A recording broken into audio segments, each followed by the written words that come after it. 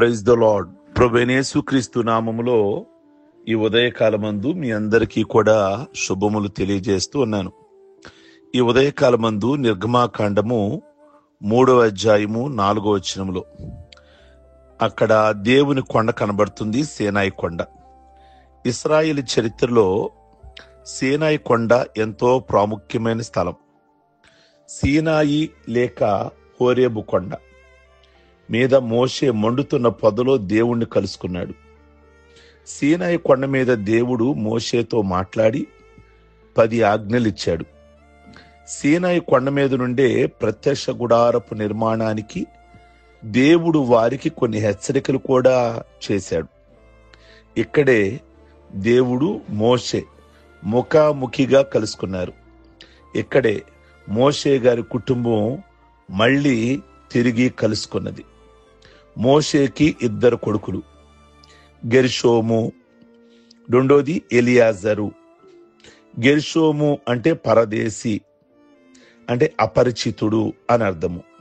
రెండో కొడుకు పేరు ఎలియాజరు, నా దేవుడే నాకు దిక్కు అని అర్థము. మోషే భార్య పేరు సిప్పోరా, అంటే పక్షి అని అర్థము. మోషే మామ పేరు ఇత్రో, సమృద్ధి అని అర్థము. ఇక్కడే దేవుడు తన ప్రజలతో నిబంధన చేసుకున్నాడు. ఇక్కడే ఇశ్రాయేలీలు 11 నెలల సమయాన్ని గడిపారు. హోరేబు లేక సీనాయి కొండ మీద దేవుడు ఏలియా ప్రవక్తతో మెల్లని స్వరముతో మాట్లాడాడు. ఇక్కడే ఇశ్రాయేలీలు దేవుడి నుండి విధేయత పాఠాలు నేర్చుకున్నారు. తిరిగి ఇదే ప్రాంతంలో ఇశ్రాయేలీలు దేవుని పట్ల అవిధేయత చూపారు. ప్రియ దేవుని బిడ్డలారా, ఈ నిర్గమాకాండం ముందు చూసారా? 19వ అధ్యాయము 4 నుంచి 6 వచనాలు పాత నిబంధన గ్రంథానికే గుండికాయ వంటి మాటలు. అయితే ఆ 4వ వచనంలో, నేను ఐగుప్తు దేశీయులను ఏమి చేసితునో మీరు కనులారా చూచితిరి. ఒక పక్షిరాజు తన పిల్లలను రెక్కల మీద మోసుకొని పోవునట్లు నేను మిమ్మల్ని మోసుకొని వచ్చి నా చెంత చేర్చుకుంటుని. పక్షిరాజు వలె మిమ్మల్ని మోసుకొని వచ్చాను అనగా దేవుని సన్నిధి, దేవుని కృప, దేవుని బలమైన కాపుదల మీకు ఉన్నది అని అర్థము. గర్ద అనగా పక్షిరాజు అనగా గ్రద్ద.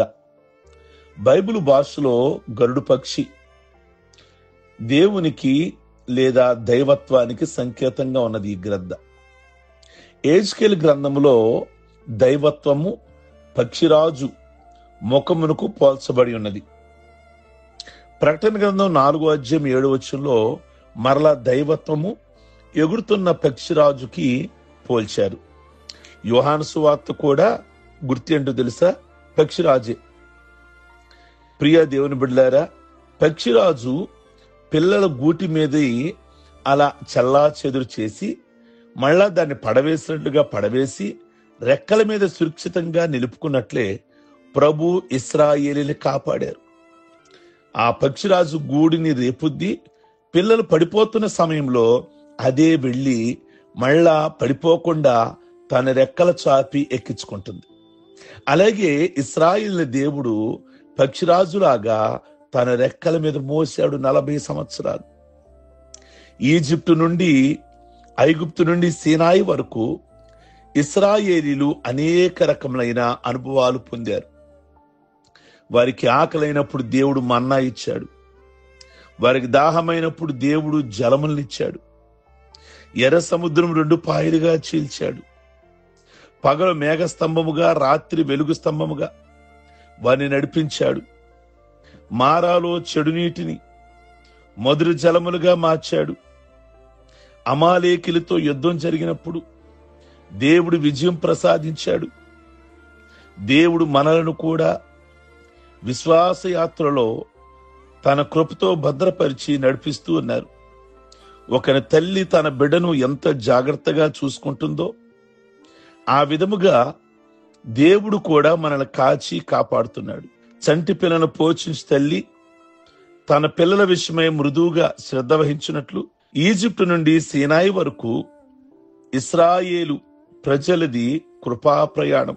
ఫరో దాస్యము నుండి దేవుని యొక్క వారి కోపము నుండి దేవుడు ఇశ్రాయేలును కాపాడడము దేవుని కృపే.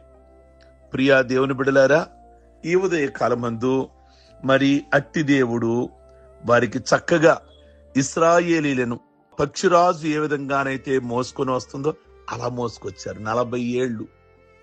అందుకే 40 ఏళ్లలో వాళ్ళకి ఏది కూడా తక్కువ కాలేదు అని దేవుని మాటలు మనం గమనిస్తున్నాం. ఈ నూతన నిబంధనలో కూడా పక్షిరాజు లాంటి దేవుడు ఎక్కడా మిమ్మల్ని విడిచిపెట్టకుండా ప్రభువుని ఎరిగిన నాటి నుండి ఈ రోజు వరకు కూడా తన రెక్కల మీద మిమ్మల్ని మోసుకొని వస్తూ ఉన్నాడు. ఆ విషయాన్ని మీరు గమనించాలి. ఆనాటి ఇశ్రాయేలీల కంటే కూడా ఈరోజు మీరు ఆయనకి శ్రేష్టమైన వారు. ఆయన మిమ్మల్ని రక్తం ఇచ్చి ఆయన మిమ్మల్ని కొన్నాడు గనక మిమ్మల్ని ఆయన భద్రపరుస్తున్నాడు. ప్రార్థించుకుందాం. సర్వశక్తి కలిగిన తండ్రి, మీ పరిశుద్ధ నామమును బట్టి మీకు స్తోత్రం.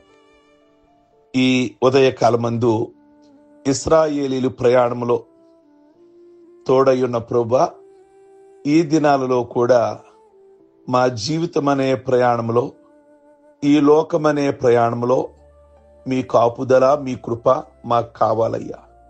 అందును బట్టి మీకు వందనాలు, స్తోత్రాలు చెల్లిస్తున్నాం తండ్రి. ప్రత్యేకమైన దీవెన, ఆశీర్వాదాలు ఈ ఉదయకాలమందు ప్రతి ఒక్కరికి అనుగ్రహించి, పెళ్లి రోజులు, పుట్టినరోజులు, రక్షణ పొందిన రోజులు ఎవరైతే చేసుకుంటున్నారో వారిని ప్రత్యేకంగా జ్ఞాపకం చేసుకొని ఆయుష్, ఆరోగ్యాలతో నింపి మీ నామమునికే మహిమ తెచ్చుకోమని ప్రార్థిస్తున్నాం. ఈ దినపు పునరుద్ధానపు ఆరాధనలన్నీ ఆశీర్వాదకరంగా, దీవెనకరంగా జరిగించి ప్రతి సంఘములో కూడా మీ మహిమ కార్యాలు జరిగించమని, పాల్గొంటున్న ప్రతి బిడ్డను కూడా ప్రత్యేకంగా దీవించి దైవాశీర్వాదాలతో నింపమని యేసయ్య నామములో అడుగుచున్నాం తండ్రి. ఆమేన్. God bless you. ప్రభు మిమ్మల్ని దీవించును గాక.